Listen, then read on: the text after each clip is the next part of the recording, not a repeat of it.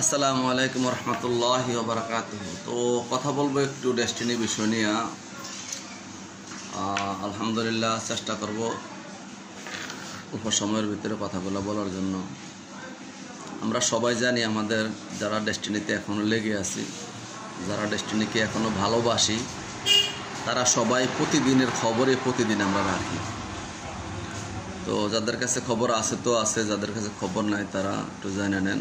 গত 25 তারিখের আমাদের টি প্লান্টেশনের মামলা শুনানিতে দুদক আবারও টাইম পিটিশন করছে। তো এই পর্যন্ত 2বার হয়ে গেল। আসলে সময় চায় কারা? একজন বাদী কখনো সময় চাইতে পারে না। বাদী সময় চাওয়া মানে কি স্যালেন্ডার করা, আমি যেটা মনে করি, এটা আমার ব্যক্তিগত ওপিনিয়ন।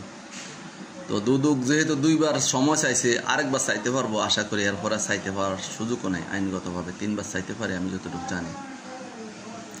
তো তারা 2বার সময় চাইছে, তার মানে কি তাদের কাছে আর কোনো কিছু নাই। সময় চায় কারা, এটা একটু বোঝার বিষয় আছে। তো আমি যে কথাটা সবসময় বলি, আল্লাহ যা করে ভালোর জন্যই করে। এখন সামনে আমাদের জন্য কতটুকু ভালো আল্লাহ মঙ্গল করে রাখছে, কীভাবে করে রাখছে, এটা কিন্তু আমরা কেউ অনুমান করতে পারি না। তো দুদক যেহেতু সময় চাইছে 2বার পর, তাহলে আমার কাছে অনেক ভালো নিউজ এটা মনে হয় যে হ্যাঁ, তাহলে এমন একটা কিছু ঘটতে যাচ্ছে যেটা আমরা কল্পনাও করিনি। যাই হোক, ইনশাল্লাহ সবাই খুশি হবেন। স্যারের সাথে গতকালকে 25 তারিখ যারা দেখা করছে, আমি যাইতে পারি নাই। স্যারের সাথে কিনার দিয়া বৈশা যারা আমাদের নজরুল আঙ্কেল, আমার নজরুল মামা, ওনাকে বিল্লাল মামা হিসাবে আমি ডাকি বা নজরুল আঙ্কেল হিসাবে সবাই চিনেন। উনি আমার বাড়ির পাশের মানুষ। উনি গেছে, স্যারের সাথে দেখা করছে, কথা বলছে। স্যার ভালো আছে, সুস্থ আছে, সবাইকে ধৈর্য ধরার জন্য বলছে। তো আমাদের তো ধৈর্য ধরতেই হবে। আমরা যেহেতু ধৈর্য শিখে গেছি, তাহলে ধৈর্য আমাদের ধরতেই হবে। তাহলে দুদক যে টাইম পিটিশন দিছে, তাদের আর কোনো সুযোগ নাই। তো তারা 2বার স্যালেন্ডার করছে। আরেকবার স্যালেন্ডার করলে কি হবে এটা ভালো করে আপনারা জানেন। আমরা হয়তোবা হ্যাঁ, আল্লাহরই হুকুমে আমরা এই ঘোরাঘুরিগুলো করছি। আমাদের কত যে পরীক্ষা আমরা দিয়ে আসছি, যে পরীক্ষাগুলোর কোনো আর সীমা, এত পরীক্ষা আল্লাহ আমাদেরকে দিছে।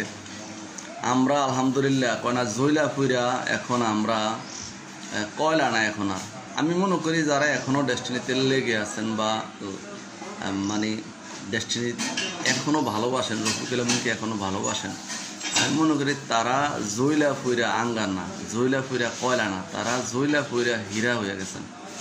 ইনশাআল্লাহ আমি না থাকলেও এই কথাগুলোই সত্য হবে। আল্লাহ যদি স্যারকে বাঁচিয়ে রাখে, সুস্থ রাখে, দেখবেন আপনারা যে ধৈর্য ধরছেন, যে অপেক্ষা করছেন, যে ত্যাগ স্বীকার করছেন, যে লাঞ্ছিত হয়েছেন, যে অপমানিত হদস্ত, হ্যাঁ, যে নিন্দার পাত্র হয়েছেন, ঠিকই বন্দা যারে নিন্দে আল্লাহ তারে ফিন্দে, একটা কথা আছে বাংলা ভাষায়।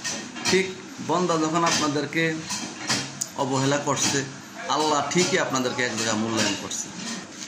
তো আমার ভিডিওর আজকের মূল বিষয় হলো দুদক 2বার স্যালেন্ডার করে ফেলছে। এটা আপনাদেরকে শুধু এই নিউজটা দেওয়ার জন্য ভিডিওতে আসছি। আপনারা হতাশ হইেন না কেউ, আমি তো হতাশ হই না, কখনো হব না ইনশাল্লাহ। যার যার কাজ যেখানে আছে সেখানে মনোযোগ সহকারে করেন। আর ডেস্টিনির ভালোবাসা আর রফিকুল আলমের ভালোবাসা অন্তরের ধরে রাখেন।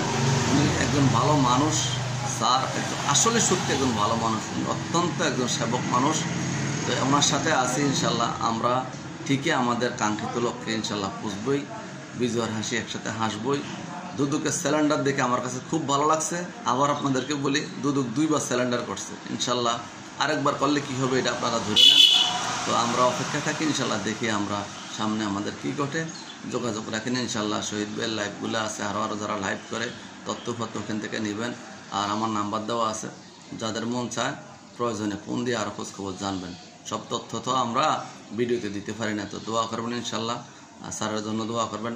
আমরা যেন সবাইকে যেন আল্লাহ দীর্ঘ সুস্থ নিয়ে হায়াত দেয়, সেই আশা, সেই ভালোবাসা রেখে শেষ করলাম। আসসালামু আলাইকুম ওয়া রাহমাতুল্লাহি ওয়া বারাকাতুহু।